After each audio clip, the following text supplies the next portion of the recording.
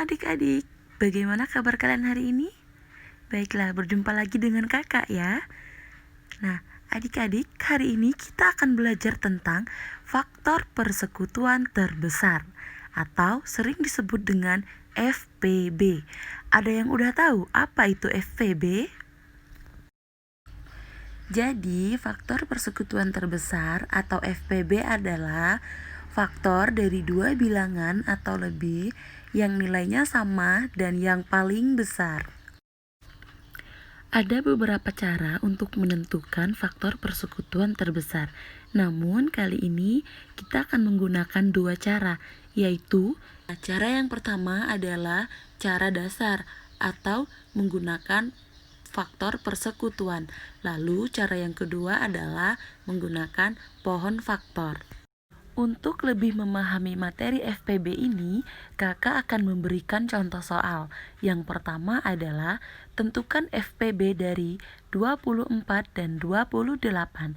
Kita akan menentukan hasil FPB dari 24 dan 28 menggunakan dua cara tersebut.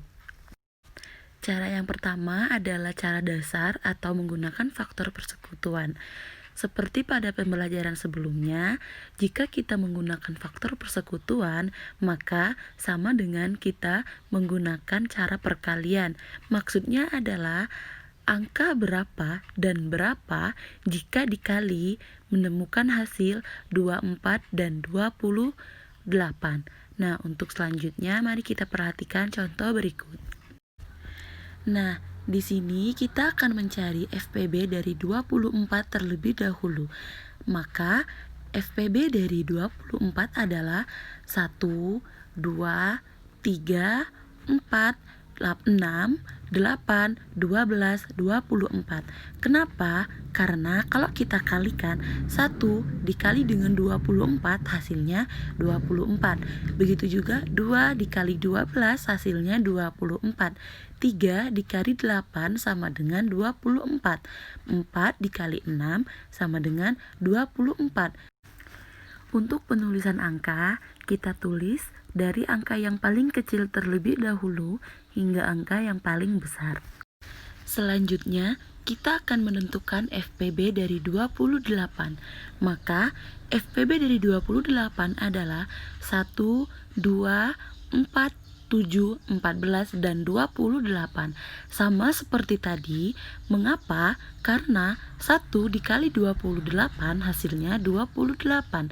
Dan 2 dikali 14 maka hasilnya 28.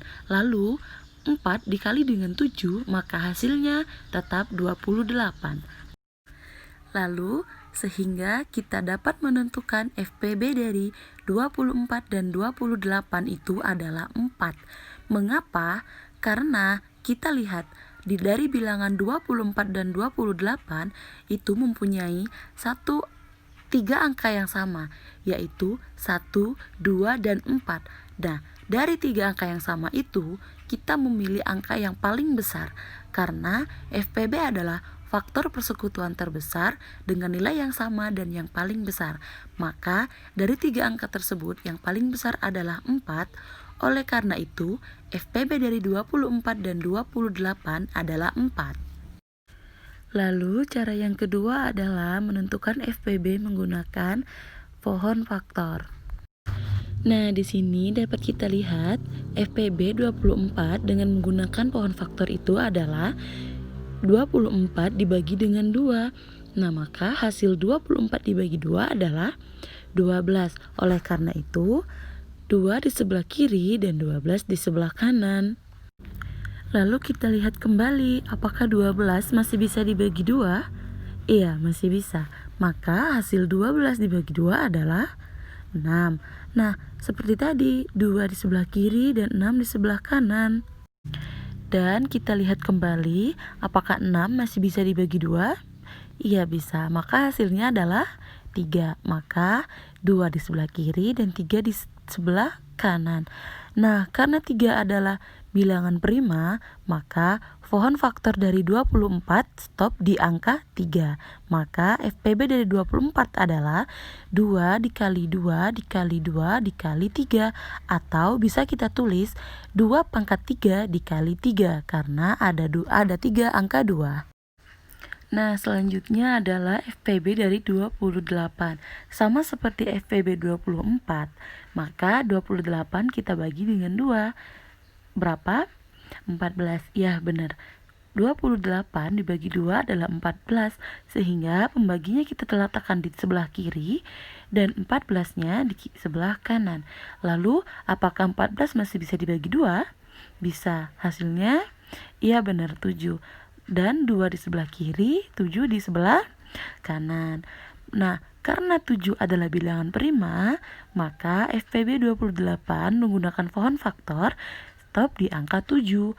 Maka FPB dari 28 adalah 2 dikali 2 dikali 7 atau 2 pangkat 2 dikali 7 karena ada 2 angka 2.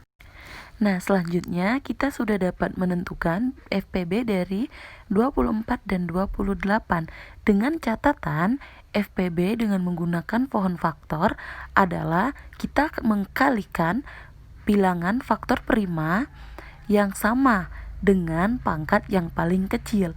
Nah, karena di sini ada dua bilangan faktor yang sama dengan 2 pangkat 3 dan 2 pangkat 2, maka kita lihat angka pangkat yang paling kecil ada berapa? Iya benar, 2 pangkat 2. Maka kita sudah dapat menentukan FPB dari 24 dan 28 dengan menggunakan pohon faktor adalah 4. Ya benar. Untuk selanjutnya, kakak akan memberikan kalian tugas ya. Kalian menentukan FPB dari 12 dan 18 menggunakan dua cara tersebut.